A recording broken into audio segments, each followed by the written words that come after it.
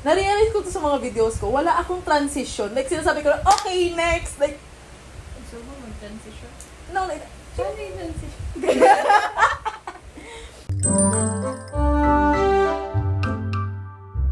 Hi guys, what's up? It's Carla and welcome back to another video tungkol sa mga panaginip ko and weird stuff na ginagawa ko pag tulog ako.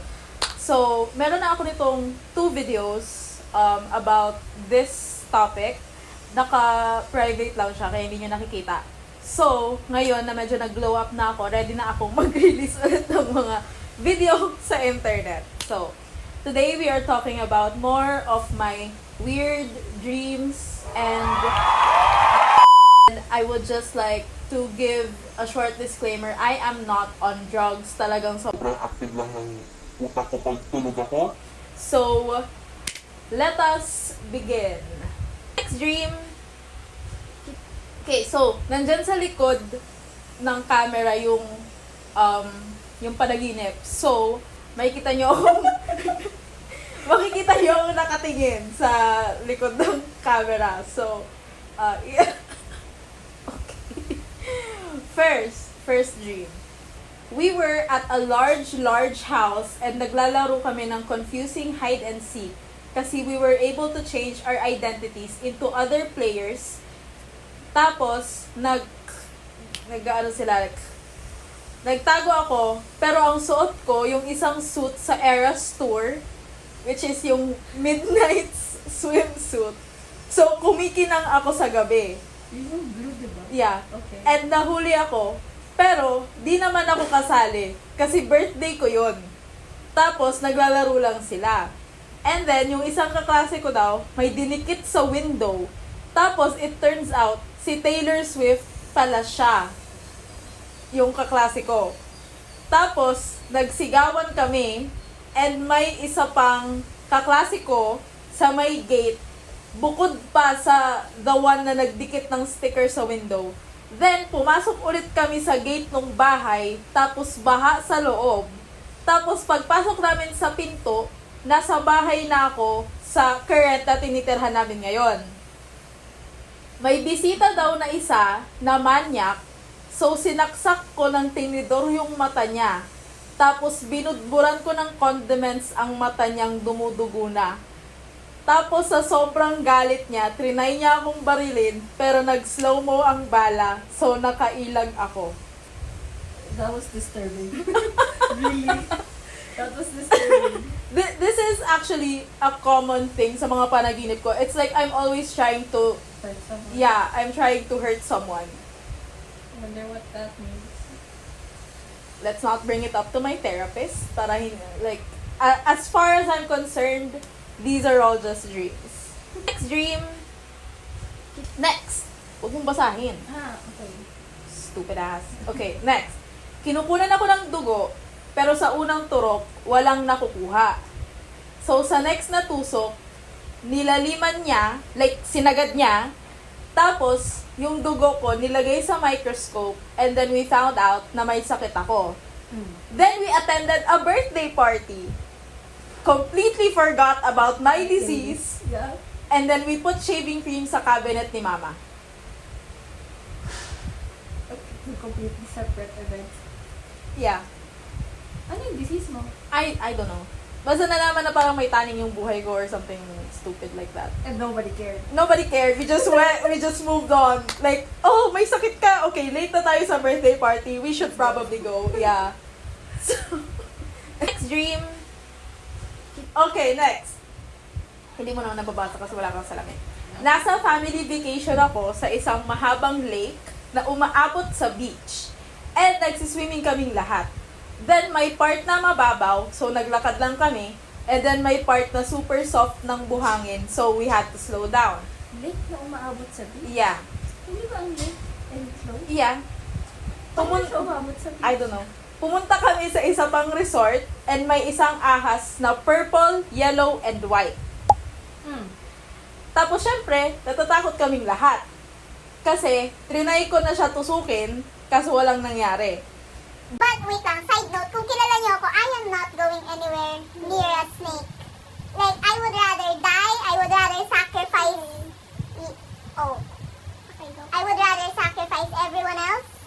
go near a snake. Next. Then, habang inaantay ko si na mama, may dumating na isa pang ahas na blue and white. So, at that point, Anong may color yung panaginip mo? they're very colorful and like, nakakabasa ako sa panaginip ko. Parang sa black and white. Yeah, because you're blind. Next. So, at that point, nag-decide na kaming umalis. Saka pa lang kami nag-decide umalis. Dalawa na yung ahas na dumating. And nahirapan kami sa dogs kasi na-realize namin, di pala marunong lumangoy si Pater. Insert a photo of Pater here.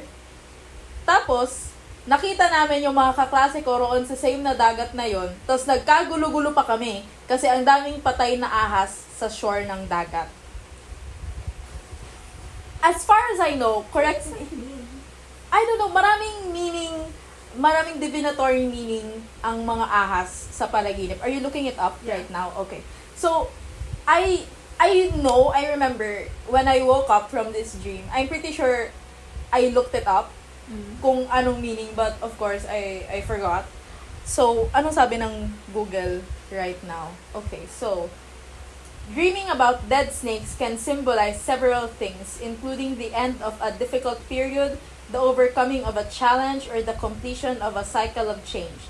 It might also represent releasing fear, letting go of a toxic relationship, or moving on from a past obstacle. Okay, so when was this dream? I forgot. But, I'm pretty sure I haven't gone through any obstacles kasi wala naman ako nalagpas ang problema pa. So, they just keep piling up. Like, I haven't been, like, finished with any problem. So, because, like, mostly I'm the problem. So, like, okay. So, let's move on to the next dream. Next dream, this is, I still remember the anxiety from this dream until now. No. Okay. Ito. Nasa sasakyan kami sa may Balogo and may pinagtanungan kami ng directions. Kaso hindi namin alam, ganun pala siya, baliw siya. And hinabol niya kami galing Balogo hanggang National. Naka-car kayo? Yeah.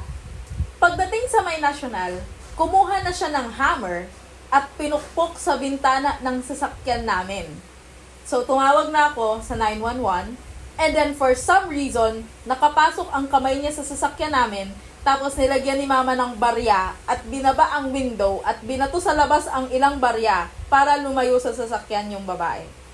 That's very tita. Yeah. She would have been like, yeah, just take this. Like, leave us alone. Wala ka mapapala sa buhay mo. Ganyan. Yeah. Feeling ko, like, at one point, Sermonan niyo pa yun. yeah, at one point, this is a real story and my mom cannot deny this kasi kinuwento niya to sa akin. So, if i-deny niya, like, delusional siya. One time, may nanlimos sa kanyang bata. And she legit asked, asan yung nanay mo? Ah, yeah, I remember Yeah. that. I remember that.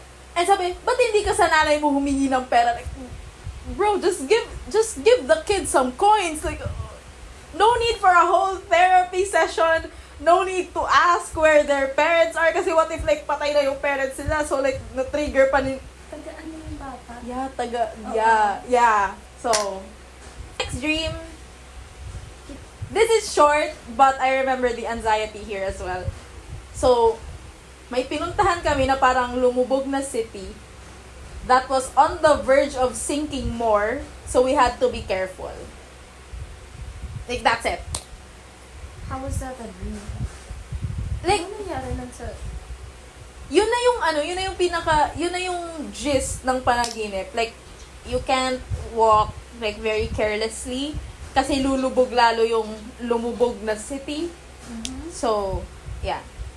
So, next dream. Okay, so, picture this.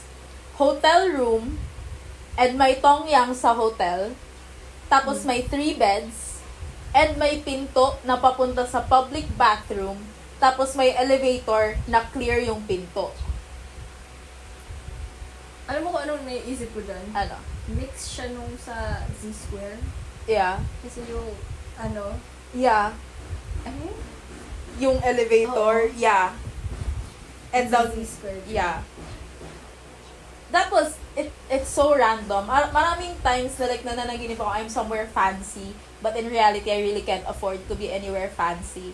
So, kaya nililista ko sila. Kasi I'm like, this is the closest I'm gonna get to these places. So, next dream, ito, sobrang intense ng panic ko sa panaginip na to. Listen, I think you'll panic as well. Okay. Nasa lumang bahay kami, and merong nilalaro si Whiskey na toad. Yeah. So, pinalabas ni Mama, yung palaka, hindi si Whiskey. Tapos, maya-maya, meron na naman ng ibang palaka, tapos pinalabas ulit, hanggang na-realize namin na super dami na ng palaka na nakapasok sa bahay. So, sinara ko yung pinto sa kwarto ko, kasi baka makapasok din sila doon, kasi sarili ko lang yung iniisip ko, so isasara ko lang yung pinto ng kwarto. Tapos, may nakita ako sa vision ko na gumagalaw. So, umiiyak na ako. Kasi akala ko palaka. Yun pala, may bird or goose na nakapasok sa kwarto ko. Tapos, naglalakad-lakad siya. So, kinuha na ni Papa yung bird/goose. Tapos, nag-shift bigla ang panaginip ko sa bahay na luma ng lola ko sa tinitirhan naming lugar ngayon. And nag-aaway-away daw yung mga tao doon. So, nag-initiate na ako na umalis na lang. Hanggang sa sabi nila, wag na raw akong umalis. Pupunta na lang daw kami sa mini La Union ng Bicol. Meron ba? Hindi ko alam. Habang papunta kami, na-realize namin na di kami nakikita ng ibang tao. Tapos may times na nakikita kami. Pag nag-aaway kaming magkakasama, yung nagsimula ng gulo, magiging invisible sa iba. Pumunta kami sa isang bahay and like nag-a-announce sila ng new government kasi nga halos lahat-lahat ng officials invisible na. Tapos binigyan nila ako ng tasks na papers na aayusin. So inorganize ko na. Tapos may namimikon sa akin so nasigawan ko. Tapos naging invisible din ako. Next dream. So nasa hotel lobby ako and may error sa flight papers ko. So sabi ko aayusin ko before I have to go back home. So, umakyat na ako sa 8th floor, room 40, pero sa elevator, may multo daw. Pero di ko lang pinansin. Pagpasok ko sa room, super ganda. Like a huge room na may mga damit na and may bathtub. I have a thing for bathtubs. You do. Yeah, like everywhere we go, kahit like kuya mag-overnight somewhere, I'm gonna be, may bathtub. Because the one time na may bathtub yung hotel room na pinunta natin, sira yung bathtub. So, hindi natin nagamit. That was in Batangas, I think. Yeah, it was Batangas. And, sa Canyon Cove. Yeah. And I was so, yeah, pero may crack siya, so hindi natin nagamit. So, imagine my fucking disappointment. I've been looking forward to just using a bathtub for weeks ever since I found out about that trip. And sira yung bathtub. So, Hindi ko remember na may bathtub siya. well, I remember. Nananaganda ako yung isang pinakain ko ng bread. Oh, well, you and I remember different things from that trip. I remember the disappointment, nasira yung bathtub. And I tried, nag-leak talaga yung tubig. So I was like, yeah, there's no way. Like, I can't make this work. Okay, so let's move on to the next dream, which is, honestly, I woke up and I was so glad na nananaginip lang ako. Next dream, this is fucking traumatizing for me, honestly. So, kalagitnaan to ng pagbabasa ko ng Haunting Adeline. So, maganda. Pero medyo, you're gonna figure out with this dream. So, Okay. may klase daw kami sa prof namin na attorney, and napag-usapan doon ang mga nakikidnap na babae na dinadala somewhere sa Kagsawa and di na daw nahahanap. After class, pumunta daw ako sa tinatrabahuan ko na pizza place. Tapos, may nagpa-deliver daw and yung maliit na van ang pinadala namin. Pero nakidnap daw ako. Tapos, pagdating doon, ang dami daw ng babae na nandun. Tapos, puro nakakadena sa isang pet para di makatakas. Pet? Yeah. So like, A dog. yeah. Yeah. Pero since bago pa lang ako, wala pa akong pet na nakakadena sa akin. Habang nandun daw ako, nakikita ko na ang mga nagtatry tumakas na nahuhuli ay binubugbog ulit. Tapos, ako daw, pinagpapapilahan daw ako sa many guys to just slap the shit out of me. Like, just beat me up. Mahirap din daw tumakas dun sa lugar na yon kasi well-liked ang mga kidnappers. Okay. Okay. And pag may nakakakita daw na may tumatakas sa bahay na yon, sinusumbong din sa mga taong nandun para hindi makatakas. And then after like a week, tumakas na daw ako. I walked muna palabas sa street para di halata, and pagsakay ko ng jeep, sinabi ko sa driver na nakidnap ka mo ako and I need to get out. Binalik ka nung driver. No, hapon daw ako tumakas. Yung unang napuntahan ko daw ay porta potty. And binigyan ako ng isang tao doon ng liquid na mahapde pag dumikit sa skin. So yun daw mostly ang ginamit ko na weapon. After nun, nasundan ako. Pumunta daw ako sa isang bahay. And yung nandun ay isang mayaman na babae. Kaso, pagdating ng asawa niya, nag-away sila. Kaya umalis daw ulit ako. Tapos, ang huli na pinuntahan ko ay isang medyo mas maliit na bahay, pero 3 floors siya, and ang may-ari is a young friend group na tinulungan akong makauwi. Ending, lumipat kami ni na mama sa New York para di ako masundan ng mga nag-kidnap sa akin.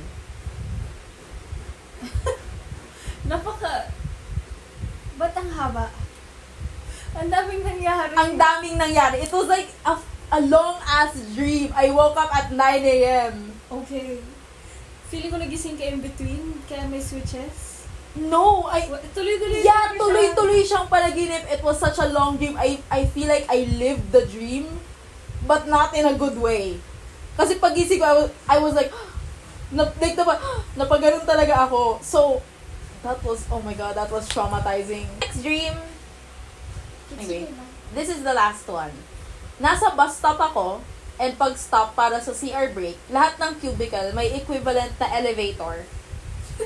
Tapos pag akyat mo, mapupunta ka sa parang spa na nakahiga ka sa actual beds na super comfy and super lamig sa loob, and bibigyan ka nila ng facial tapos hair massage.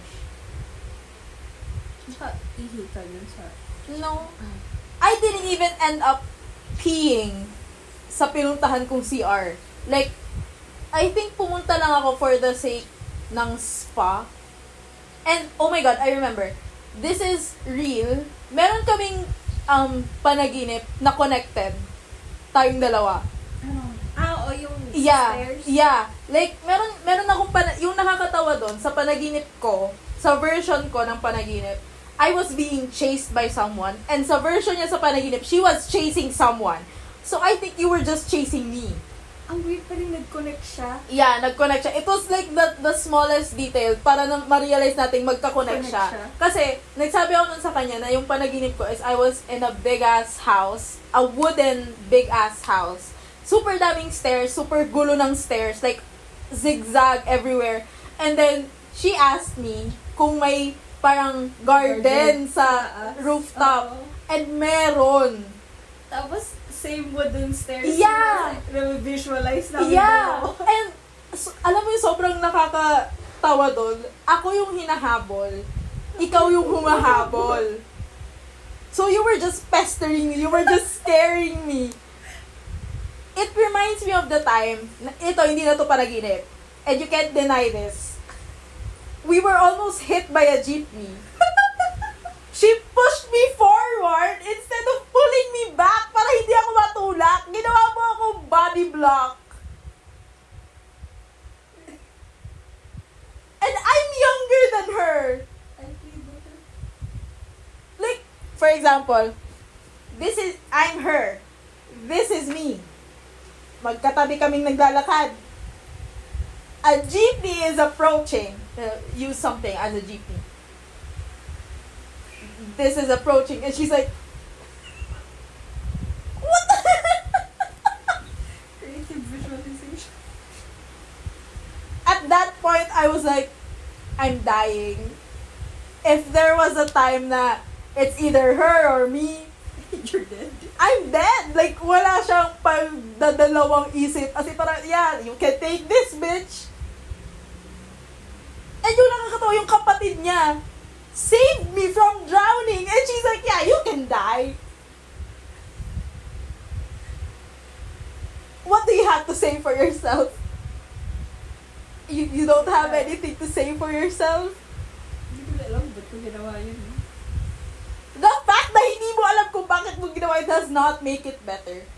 Kasi parang instinct mo pala na parang, yeah, you can take this one. You can kill her. Hindi ko din alam. Yun na yung una mong naisip. Or maybe I wasn't thinking that time, but I'm not sure. I don't know. Okay. So that's it for the weird dreams. I don't think these were very weird. Medyo ano lang sila, like, Disturbing. yeah, disturbing. Especially the one where Murder. yeah, I killed someone in my dream for legal purposes. All of these have been dreams. Except yung part na sinakripisyo niya ako sa jeep. So, yun, hindi yung panaginip. Thank you for watching this video. Thank you for my commentator. And and I will see you in the next one. Bye! Next, wait, let's go to the next dream. I feel so stupid. Okay.